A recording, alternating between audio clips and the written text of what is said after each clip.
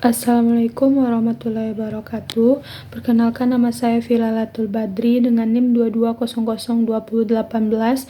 Di sini saya akan menjelaskan tentang public relations menurut konseptual dalam mata kuliah manajemen humas. Public relations saat ini begitu dinamis. Selain mengemban tugas sebagai penyampai pesan kepada publiknya, public relations juga memiliki peran penting sebagai pengolahan strategi. Artinya, aktivitas tidak sebagai tugas-tugas teknis, namun juga tugas-tugas manajerial.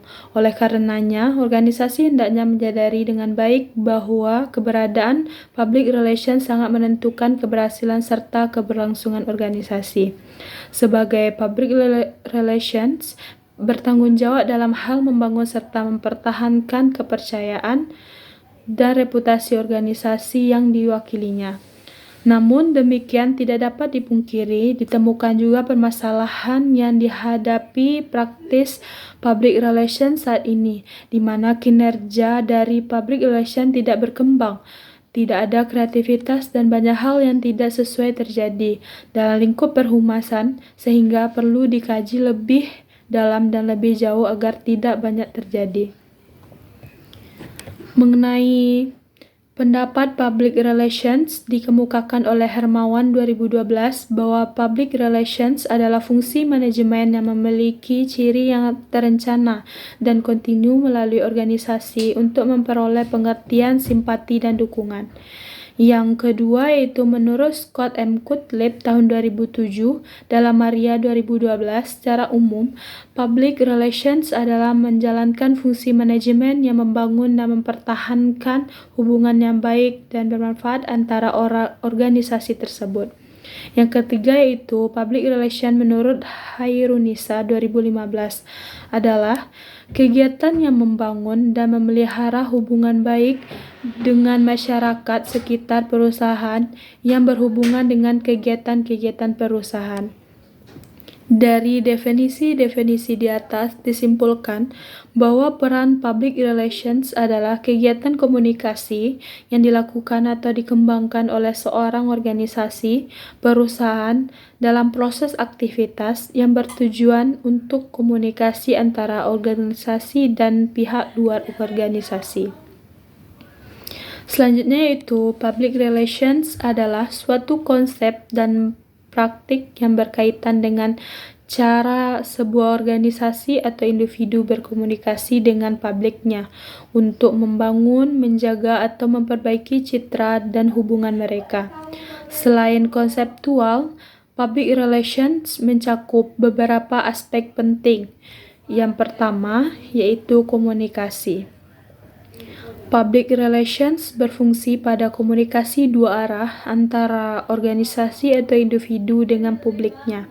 Ini melibatkan menyampaikan pesan, mendengarkan tanggapan, dan berinteraksi dengan berbagai pihak yang relevan. Yang kedua yaitu reputasi.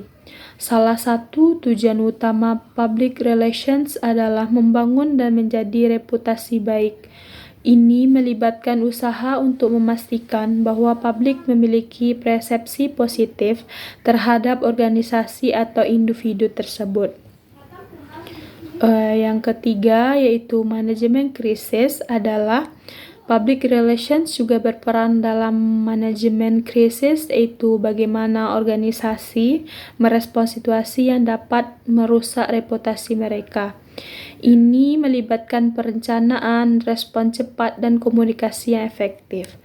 Yang keempat yaitu pemahaman publik. Public relations berusaha memahami kebutuhan, nilai, dan kepentingan publik yang beragam, termasuk karyawan, pelanggaran, mitra bisnis, dan masyarakat umum. Yang kelima yaitu penggunaan media. Public relations menggunakan berbagai alat dan kanal komunikasi, termasuk media sosial, pers, acara publik, dan lainnya, untuk menyampaikan pesan mereka kepada publik.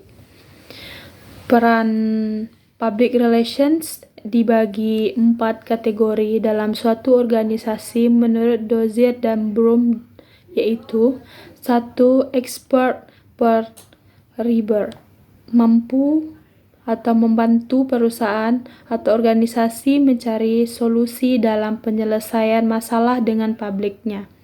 Yang kedua yaitu communication facilitator atau public relation officer yang bertindak sebagai fasilitator atau mediator untuk membantu pihak manajemen dalam hal mendengar apa yang diinginkan dan diharapkan oleh publiknya.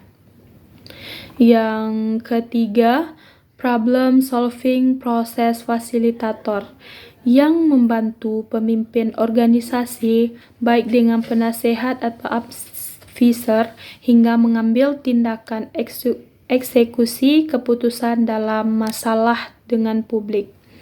Yang keempat atau yang terakhir yaitu communication technician, menyediakan layanan teknisi komunikasi yang pelaksanaannya tergantung masing-masing level atau bagian, mulai dari pemimpin sampai bawahan. Jadi, manajemen atau dalam manajemen humas, public relations secara konseptual bertujuan untuk membangun hubungan yang positif antara organisasi, individu, dan publiknya dengan fungsi transparansi, integrasi, dan komunikasi yang efektif dalam menjalankan tugas pada suatu perusahaan atau sesama public relationship. Mungkin itu saja yang dapat saya sampaikan. Saya sudahi dengan Assalamualaikum warahmatullahi wabarakatuh.